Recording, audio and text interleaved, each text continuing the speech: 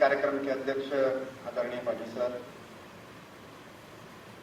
Brigadier Patnaik ji, Sumant भाई, आज के उत्सव मूर्ति उपेंद्र जी, इस भगवान जगन्नाथ की पवित्र धरती की राजधानी भुवनेश्वर के सुधीर मातृ। उपेंद्र जी ने मेरे बगल में बैठते ही सबसे पहला प्रश्न मुझे पूछा कि आपको उड़िया समझ में आती है? क्योंकि मुझे मन में प्रश्न आया कि मैं इतनी देर से बैठ के क्या कर रहा हूं। तो मेरा मानना है कि जिसको संस्कृत आती है उसको भारत की सारी भाषाएं समझ में आती है। और क्योंकि मेरी मातृभाषा मराठी है और उड़िया की भगिनी लैंग्वेज है, तो इस वजह से मेरे लिए और भी आसान है। संयोग और भी है, एक उड़िया ब्रिगेडियर है जो मराठा रेजिमेंट के मेरे साथ बैठे हुए हैं, उनको भी मराठी समझ में आती है।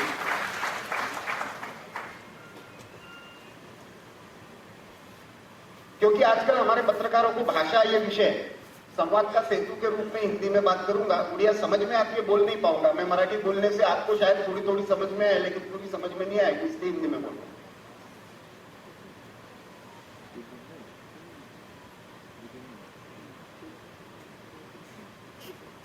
एक दौर था जब मीडिया के दोस्त प्रश्न करते थे।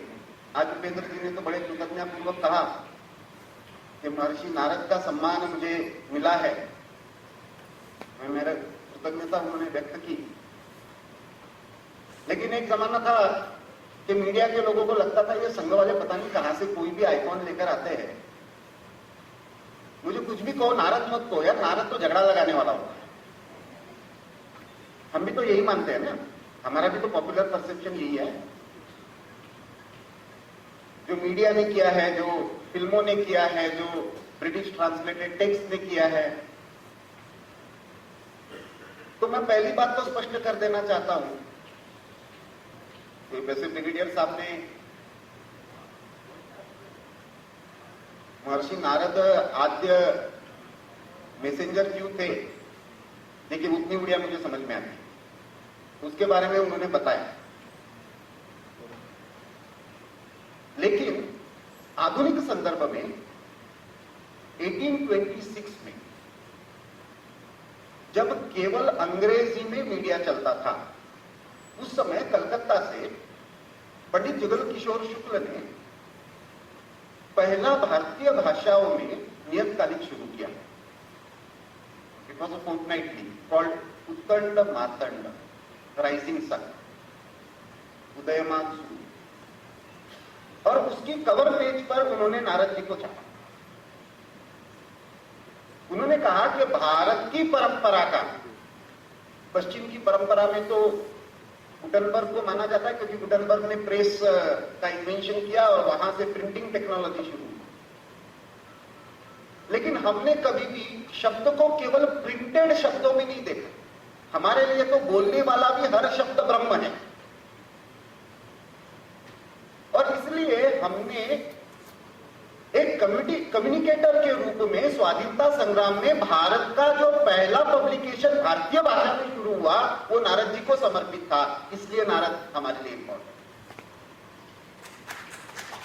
ये केवल स्वाधीनता संग्राम में हुआ ऐसा नहीं, स्वाधीनता के बाद भी 1955 में जब 1955 में के मुंशी की अध्यक्षता में समिति बनी, प्रेस काउंसिल का एक्ट बनना था, और उस समय उस समिति ने कहा कि भारत के आदर्श कम्युनिकेशन में कौन हो सकते हैं, तो नारद होने चाहिए। यदि ये वास्तविकता है तो 1990 के बाद संघ को विशेष प्रयास करके प्रचार विभाग के द्वारा नारद जयंती को पुनर्स्थापित क्यों करना पड़ा? क्योंकि भारत की अवधारणा को लेकर, भारत की पूरे चिंतन को लेकर, भारत के सारे दर्शन को लेकर और उससे जुड़े हुए कैरेक्टर्स को लेकर, मतलब देखिए कैसा व्यक्ति है, सृष्टि का उत्पन्न होता है तो नारद जी मिलते हैं, वेदों में नारद जी मिलते हैं, महाभारत में, रामायण में नारद जी मिलते हैं, उपनिषदों में नारद जी मिलते हैं। तो नारद जी हमारे लिए केवल एक व्यक्ति नहीं है, नारद जी हमारे लिए एक इंस्टीट्यूशन है, एक धार्मिक वे ऑफ कम्युनिकेशन की इंस्टीट्यूशन, उसका ये सेलिब्रेशन करने का। धर्म जो समाज को सस्टेन करता है, जो समाज को जोड़े रखता है।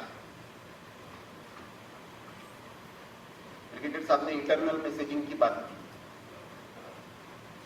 लेकिन आज जब हम मीडिया के सामने सारा परिदृश्य देखते हैं, पिछले 5-7 दिनों में हमने तमाशा देखा सारा। पता नहीं भारत क्या क्या जीत चुका था, बलूचिस्तान कितनी बार स्वतंत्र हो चुका था, कराची पोर्ट कितनी बार जल चुका था।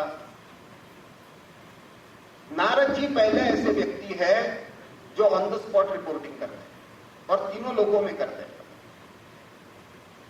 और एक की बात दूसरे से वेरीफाई किए बिना तीसरे को बताते नहीं। टेबल न्यूज नहीं करते, गूगल न्यूज नहीं करते, स्पॉट पर जाकर वेरिफिकेशन करते हैं। लेकिन केवल उतना नहीं है, उनके न्यूज के पीछे भी एक दृष्टि है, उस कम्युनिकेशन के पीछे एक दृष्टि है।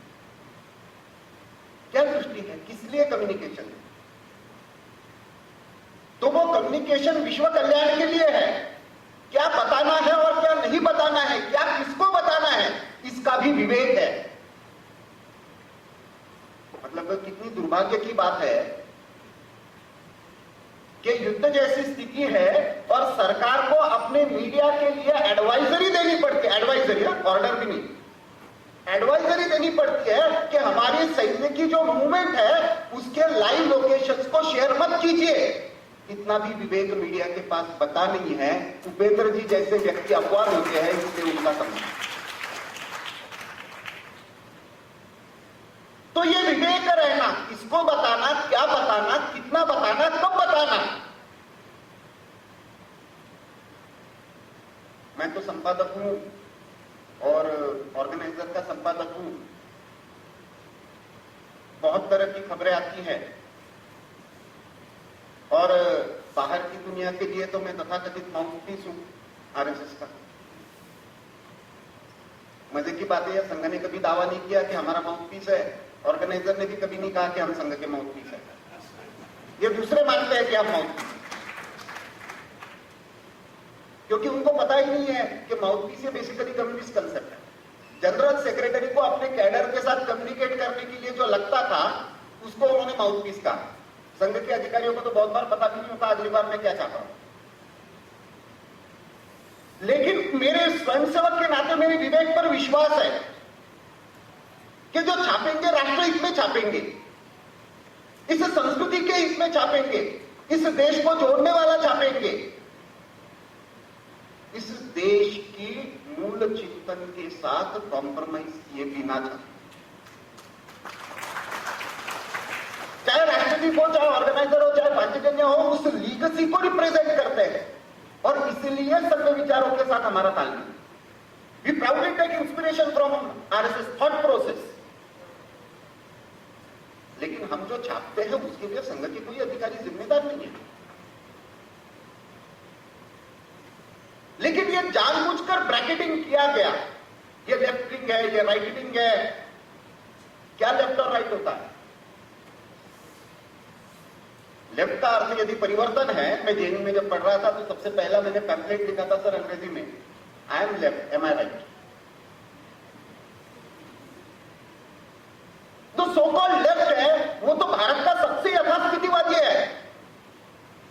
सब जगह सत्ता में बैठ के राज्य व्यवस्था का पैसा खाकर उसके बेसिस पर गरीबों का नाम लेकर अपनी दुकान चलाने वाले अपने आप को लेफ्ट कहते हैं। लेफ्ट का अर्थ परिवर्तन होता है, स्टेटस को का, यथास्थितिवाद का विरोध होता है। तो भारत का तथाकथित राइट के सबसे ज्यादा लेफ्ट है। लेकिन भारत ने कभी भी लेफ्ट और राइट की बाइनरी में नहीं सोचा। भारत में तो जो भारत बोध जिसका नारद जी रिप्रेजेंट करते हैं, वो भारत बोध तो विविधताओं का उत्सव है। बहुत बार हम बोलते बोलते बोल जाते हैं और हमारे प्रधानमंत्री ने भी हमको दिमाग में डाल दिया कि we have diverse cultures, we have unity in diversity. Do we really have diverse cultures, या हमारा एक यूनिक कल्चर है जो सेलिब्रेट करता है डाइवर्सिटी को? नारद युगानुकूल उस डाइवर्सिटी का रिप्रेजेंट करने वाला मैसेंजर है, वॉइस है, इटर्नल वॉइस है, टाइमलेस वॉइस है, ट्रूथफुल वॉइस है, इसलिए उसका सेलिब्रेशन। जो डाइवर्सिटी शैव और वैष्णव में भेद नहीं मानती, शैव और शक्ति में भेद नहीं मानती। भारत का यूनिकनेस किसमें है? हर देश का अपना एक यूएसपी होता है। दुर्भाग्य से हमारा मीडिया और क्योंकि एकेडमिया, क्योंकि आखिर तो जर्नलिस्ट भी उसी मीडिया से पढ़कर आते हैं, उसकी एकेडमिक से पढ़कर आते हैं, तो उनका भी ट्रेनिंग उसी तरीके से होता है। तो वो लेफ्ट राइट शब्द प्रयोग करते हैं। योगी जी के साथ कोई खड़ा रहा तो वो कम्युनल हो जाता है, ओबीसी के साथ कोई खड़ा रहा तो सेक्युलर हो जाता है। कहां से आते हैं पता नहीं, लेकिन वो शब्द प्रयोग करते हैं। वैसे ही भारत की अवधारणा को लेकर स्पष्टता न होने के कारण मीडिया पश्चिम के चश्मे से भारत को इंटरप्रेट करने का, देखने का प्रयास करता है। जैसे भाषा के बारे में भी होगा। 1940 से पहले क्या हमारे देश में भाषाएं नहीं थी क्या? क्या संबलपुर की उड़िया और भुवनेश्वर और कटक की उड़िया एक जैसी है क्या? हर 20 कोस पर पानी और भाषा बदलती है, ये सदियों से हमारे अनपढ़ व्यक्ति को भी पता है। लेकिन हम भाषा के आधार पर कभी लड़े नहीं एक दूसरे से। ऐसा क्या हो गया कि ब्रिटिशों ने भाषा के आधार पर हमको बांध दिया और यूरोप के चश्मे से, जैसे जर्मनी और फ्रांस एक दूसरे से लड़ रहे थे, जैसे ब्रिटेन और फ्रांस एक दूसरे से लड़ रहे थे, जैसे इटली और जर्मनी के बीच में भाषा को लेकर विवाद हुआ, उसी चश्मे से हम एक दूसरे को देखने लगे। तो भारत का यूएसपी ये विविधताओं का उत्सव मनाते हुए एकत्व की अनुभूति करना है। एक सिंपल उदाहरण देता हूं। आप कहीं पे भी भारत में प्रवास कीजिए, मैंने ये प्रयोग कर चुका हूं। और भारत के अनपढ़ व्यक्ति को, पढ़े लिखे को नहीं, क्योंकि पढ़े लिखा है तो वो उसका दिमाग ज्यादा अंग्रेजी होता है, और हमारे जैसा जेएनयू का पढ़ा लिखा है तो खत्म है। उसको ये पूछिए कि भाई नया वर्ष कौन सा मनाते हो और कब मनाते हो और क्यों मनाते हो? तो कौन सा मनाते हो और कब मनाते हो वो तो अलग अलग बताएगा। कोई उगादी बोलेगा, कोई वर्ष प्रतिपदा बोलेगा, कोई पहला बैसाख बोलेगा, कोई बिहू बोलेगा, कोई बैसाखी बोलेगा, कोई पोंगल बोलेगा, कोई चैत्राई बोलेगा, कोई विशु बोलेगा, उगादी बोलेगा, हमारे यहां पे गुड़ी पाड़वा बोलेंगे। उसके सेलिब्रेशन का तरीका भी अलग अलग होगा वहां की भौगोलिक स्थिति के अनुसार। लेकिन क्यों मनाते हो, इसका उत्तर वो एक जैसा देगा। ये भारत है। वो बताएगा ब्रह्मा जी ने इस दिन विश्व की रचना की थी, हमारा खेती का नया सीजन शुरू होता है, हमारी कालगणना यहां से शुरू होती है। सिर्फ विवाद इतना ही, पूर्णिमा से शुरू करना या अमावस्या से शुरू करना, इतना ही विवाद। 15 दिन का अंतर है, लेकिन मूल दर्शन सेम है। तो मैं हमेशा कहता हूं कि भारत का यूएसपी क्या है? मीडिया भारत में जो भेद ढूंढता है, कभी जाति के भेद, कभी भाषा के भेद, और उसके आधार पर रिपोर्टिंग करता है, उसका मूल कारण है कि हमने भारत का यूएसपी कभी समझा। जैसे स्वामी विवेकानंद ने कहा था कि every nation has a destiny and every nation has a message to deliver. हर देश का, हर समाज का अपना एक संदेश होता है। भारत का संदेश क्या है? तो स्वामी जी कहते हैं कि धर्म, लेकिन वो है यानी क्या है? तो मैं उसको आधुनिक संदर्भ में कहता हूं कि ब्रिटेन है तो ब्रिटेन का यूएसपी जो है वो पॉलिटिकल डेमोक्रेसी, ब्रिटिश कुछ भी सोचेगा तो पॉलिटिकली सोचेगा। अमेरिका का यूएसपी इकोनॉमिक डेमोक्रेसी है। अमेरिका कुछ भी सोचेगा तो बिजनेस के बारे में सोचेगा। भारत क्या सोचता है? तो भारत का यूएसपी मैं मानता हूं स्पिरिचुअल डेमोक्रेसी। अकेला पूरे विश्व में अकेला ऐसा देश है जहां पे आपको भगवान चुनने का अधिकार है। मल्टीपल चॉइस है, और वो पूरे नहीं है तो नया बनाने का भी अधिकार है। जीवित व्यक्ति को गुरु मानकर उसकी पूजा करने का अधिकार है। अपने आप को भी ईश्वर घोषित करने का अधिकार है। और मैं ईश्वर पर विश्वास नहीं करता, यह भी कहने का अधिकार है। यह स्वतंत्रता पूरे विश्व में कहीं पे भी नहीं मिलती। यह भारत का यूएसपी। उस यूएसपी के साथ भारत को देखना, क्योंकि हमने ये माना कि चैतन्य जो है, ईश्वर जो है वो एक है, उसके पास जाने के रास्ते अलग अलग हो सकते हैं। सारी लड़ाई दत्तोपंत ठेंगड़ी संघ के बहुत बड़े विचारक हो गए, जिन्होंने बहुत सारे संगठनों की स्थापना की। तो वो कहते हैं सारी लड़ाई तो ही और भी की है।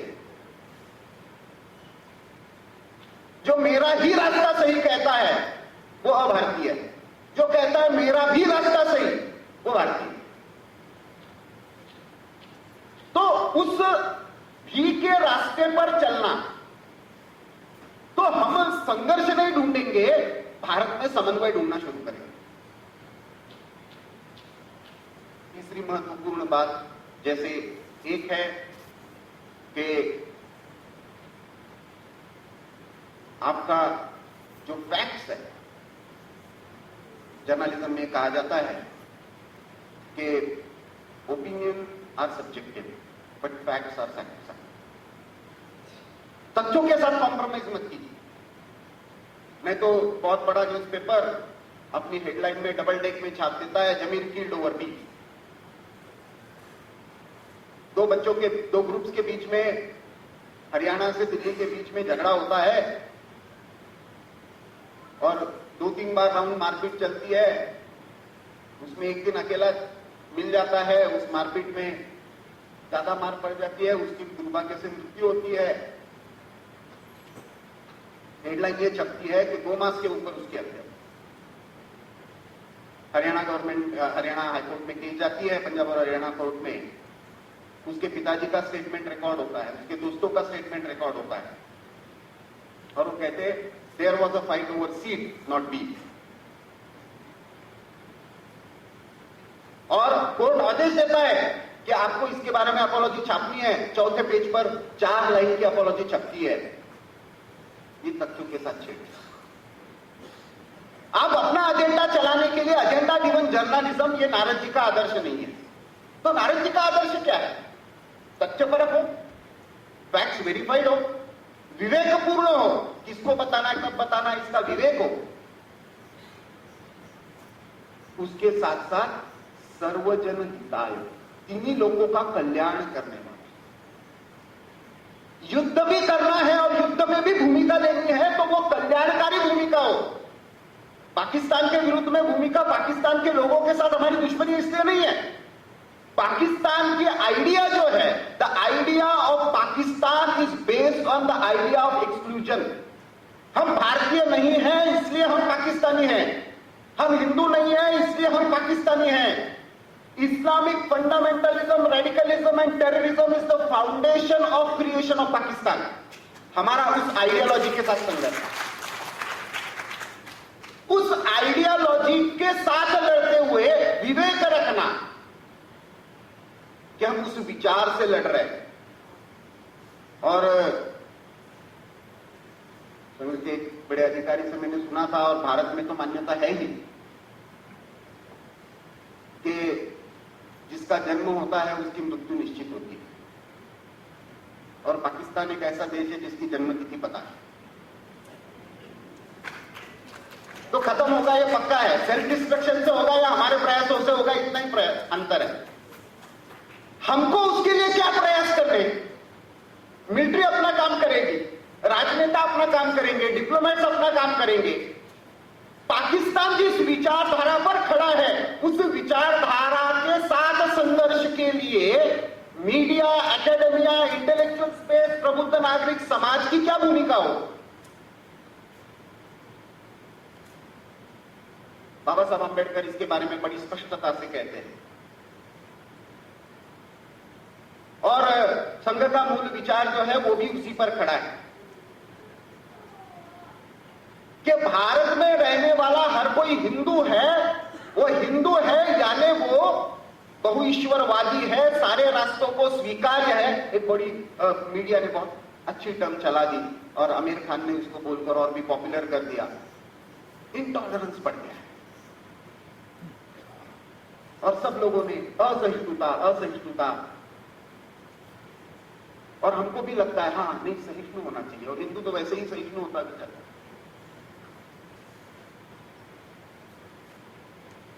उस दिन मैं मीडिया पैनल पर मुझे बुलाया था किसी चैनल ने, तो मैंने कहा I don't want to be tolerant. क्यों? क्योंकि सहिष्णुता ये भारत की संकल्पना ही नहीं है। यूरोप में जब कैथोलिक और प्रोटेस्टेंट एक दूसरे के बीच में लड़ रहे थे, पोप को मध्यस्थता करनी पड़ी 17वीं शताब्दी में, 1680 टू 1648 30 वर्ष का युद्ध चला। तो उसने कहा जब तक सामने वाला आपका मार्ग, आपका जीसस, आपका बाइबल स्वीकार नहीं कर सकता, तब तक उसको टॉलरेट करो, सहो। उसको कहते हैं सहिष्णुता।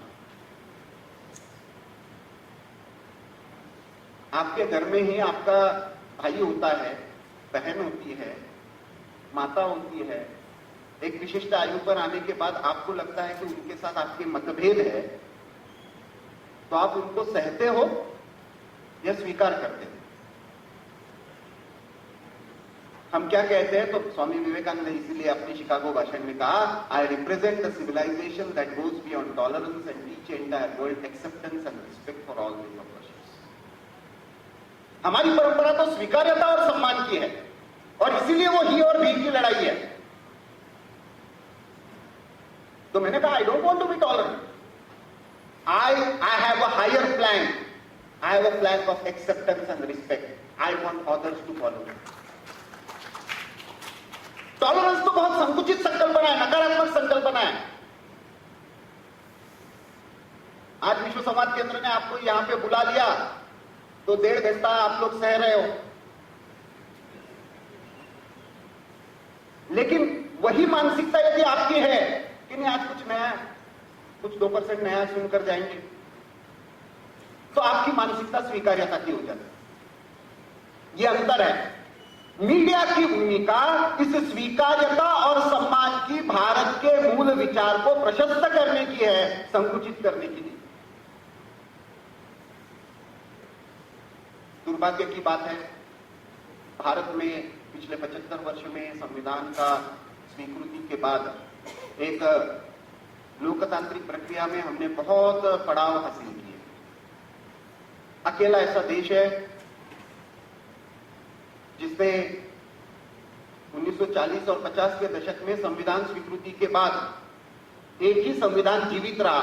आपातकाल का कालखंड छोड़ दिया जाए जहां पे थोड़ा सा आघात हुआ संविधान पर, लेकिन कुल मिलाकर शांतिपूर्ण तरीके से सत्ता परिवर्तन हुआ। ऐसा भारत अकेला देश है पिछले 100 वर्ष में। बाकी किसी भी देश का संविधान टिका नहीं है, क्योंकि भारत का मूल स्वभाव लोकतांत्रिक है, संविधानात्मक है। आज ऐसी स्थिति में हम आ गए हैं कि उड़ीसा के एक जनजाति की महिला भी राष्ट्रपति बन सकती है, और पहले जनरेशन के एक व्यक्ति प्रधानमंत्री बन सकते हैं, एक किसान के बेटा उपराष्ट्रपति बन सकते हैं, एक अनुसूचित जाति के व्यक्ति जाकर आज सर्वोच्च न्यायालय के न्यायाधीश बन गए। ये भारत में चमत्कार हमने करके दिखाया, क्योंकि भारत का मूल स्वभाव ये सबको साथ लेकर चलेगा। लेकिन दुनिया में बहुत लोगों को ये नहीं देखना चाहते। पिछले 100 वर्ष में संघ ने जो यात्रा की है उसमें एक बहुत बड़ी भूमिका संघ की जो है। संघ तो कोई श्रेय लेना नहीं चाहता, संघ 100 वर्ष का सेलिब्रेशन भी नहीं करना चाहता। संघ तो समाज को श्रेय देना चाहता है, संघ तो समाज को जगाना चाहता है। संघ अपने स्व पर, समाज अपने स्व पर जग जाए तो संघ समाजमय हो जाएगा, संघ का काम करने की संघ को आवश्यकता नहीं पड़ेगी जब हर संघ का समाज का व्यक्ति स्वयंसेवक हो जाएगा। राष्ट्र को प्रथम मानने लगेगा, राष्ट्र के इस चिंतन के साथ अपने आप को जोड़ लेगा। लेकिन इसके साथ संघर्ष करने वाली बहुत सारी विचारधाराएं हैं जिनको भारत का ये पुनर्जागरण मंजूर नहीं। वो भ्रम फैलाना चाहते हैं, समाज में भेद पैदा करना चाहते हैं। पिछले 15 दिन में 20 दिन में हमने सारे नाटक देख लिए। पहलगाम का हमला हुआ तो पहले 2 दिन तो इस पर चला कि सही में हिंदू है पूछकर हुआ था या नहीं हुआ था, तो नहीं हुआ था ये चलाने का प्रयास हुआ। फिर 2 दिन के बाद वो थमा, तो देखो 2 दिन हो गए, अभी पहलगाम का बदला नहीं ली गया, इसके लिए एजेंडा चला। जब भारत ने प्रिसीजन स्ट्राइक कर दिया तो डीएस्केलेशन, पीस, इसका नैरेटिव चला। शांति होनी चाहिए। भारत ने तो हमला एक ही बार किया था और आतंकवाद का बदला लेने के लिए किया था। उसके बाद तो भारत पाकिस्तान जो कर रहा था उसको डिफेंड कर रहा था। पाकिस्तान ने गोलीबारी करना रोक दिया क्योंकि उनको आईएमएफ का पैसा चाहिए था, इसलिए भारत ने भी रोक दिया। तो भारत ने तो युद्ध घोषित नहीं किया था। भारत ने अपना मिलिट्री ऑब्जेक्टिव क्लियर रखा था कि हम डिप्लोमेटिक रिलेशंस तोड़ रहे हैं, इंडस वाटर ट्रीटी अबेंस में डाल रहे हैं, वीजा पाकिस्तानियों को नकार रहे हैं, अटारी बॉर्डर बंद कर रहे हैं। 6 के 6 पॉलिटिकल ऑब्जेक्टिव्स हम आज भी कायम हैं। मिलिट्री ऑब्जेक्टिव में यह था कि हमारे प्रिसीजन स्ट्राइक से हमने आतंकवादी अड्डे थे उनको उड़ा दिया, हमने अपना ऑब्जेक्टिव हासिल कर लिया। पाकिस्तान उसके साथ खड़ा नहीं रहा। पाकिस्तान ने बदले में जो कार्रवाई की उसका प्रतिकार में हमको प्रत्युत्तर देना पड़ा। आईएमएफ का पैसा चाहिए था, यूएस ने कंडीशन डाली, पाकिस्तान ने गोलीबारी बंद कर दी, तो हम तो युद्ध की घोषणा करके आज चाहते भी नहीं थे। वो तो पहलगाम की घटना होने के कारण, और वो शत्रु के टर्म्स एंड कंडीशंस पर ब्रिगेडियर साहब बैठे, उनको अच्छी तरह से पता है युद्ध कभी भी शत्रु जब चाहता है तब नहीं लड़ा जाता। युद्ध अपनी शर्तों पर लड़ना होता है। और इसलिए कल प्रधानमंत्री जी ने जो कहा कि आतंकवाद के विरुद्ध में युद्ध अभी रुका नहीं है। आज भी कश्मीर वैली में कार्रवाई चल रही है, सीमा पर अभी भी सारी फोर्सेस अलर्ट में हैं। पाकिस्तान के बिहेवियर को हम ऑब्जर्व कर रहे हैं, लेकिन एजेंडा कैसा चलता है? जो डीएस्केलेशन और पीस की बात करने वाले थे वो आज प्रश्न खड़े कर रहे हैं कि शांति क्यों हुई, किसके कहने पर युद्ध रोक दिया। अरे कोई एक तरफ से डबली बजाओ। लेकिन ये जो विभेद की विचारधारा है, जो कभी लिबरल बन जाती है, कभी माओवादी बन जाती है, कभी ह्यूमैनिटेरियन बन जाती है, कभी इंटरनेशनलिस्ट बन जाती है, भारतीय केवल रहती नहीं है। समाज का मन इसके बारे में स्पष्टता से खड़ा करना। देखिए, इजराइल में भी ऐसा नहीं कि विविध उपासना पद्धति के लोग नहीं है, लेकिन वो इजराइल के इंटरेस्ट के साथ कॉम्प्रोमाइज नहीं करते। इसलिए जब इजराइल एक्शन लेता है तो वो खुल के लेता है, पूरे नेशनल इंटरेस्ट के साथ लेता है। इसके आगे की आतंकवाद के साथ हमारी जो लड़ाई है वो हमको एकेडमिया में, मीडिया में, सोशल मीडिया स्पेस में, इंटरनेशनल प्लेटफॉर्म्स पर और समाज में इस आधार पर लड़नी है कि भारत ने अपने राजनयिक ऑब्जेक्टिव हासिल कर लिए, मिलिट्री ऑब्जेक्टिव हासिल कर लिए, लेकिन भारत का जो राष्ट्रीय ऑब्जेक्टिव है कि आतंकवाद के विचार का पूरी तरह से समाप्ति, यह जो इंटॉलरेंट रेडिकल इस्लामिक टेररिज्म का विचार है उसका संपूर्ण पराभव करने के लिए भारत कटिबद्ध है। यह समाज में पुनर्स्थापित करना, इसके लिए आगे की लड़ाई। वो लड़ाई होंगे तो पाकिस्तान अपने आप बिखर जाएगा। और इसलिए आज जब हम नारद जयंती का उत्सव मना रहे हैं तो हम ये ध्यान रखें कि समाज में विवेकतापूर्ण व्यवहार, समाज में तथ्यपरक व्यवहार, समाज में सर्व कल्याण का व्यवहार और समाज में जो भारत का पुनर्जागरण चल रहा है उस पुनर्जागरण की प्रक्रिया को अंतिम चरण में ले जाने के लिए व्यवहार, इसके लिए पत्रकारिता हो, उसके लिए हमारा सारा वैचारिक यज्ञ चले। उपेंद्र जी ऐसे यज्ञकर्मी हैं, इसलिए उनका आज सम्मान हुआ है। नारद जी के इन आदर्शों पर चलने वाले और पत्रकार बने, सोशल मीडिया एक्टिविस्ट बने। आने वाले समय में एक बहुत बड़ा अपॉर्चुनिटी मीडिया स्पेस में है। हर व्यक्ति जो सुबह उठकर व्हाट्सएप में आया हुआ मैसेज फॉरवर्ड करता है वो भी एक पत्रकार होता है। वो समझकर वेरीफाई करके मैसेज फॉरवर्ड करे, सोच समझकर करे, किसको कर रहा है ये ध्यान में रखते हुए कर रहे, क्या फॉरवर्ड कर रहे हैं ये भी ध्यान में रखते हुए कर रहे। हमको अभी रिस्पॉन्सिबल डिजिटल सोसाइटी बनना पड़ेगा, क्योंकि अगला युद्ध जो है वो ज्यादातर टेक्नोलॉजिकल और डिजिटल स्पेस में लड़ा जाएगा।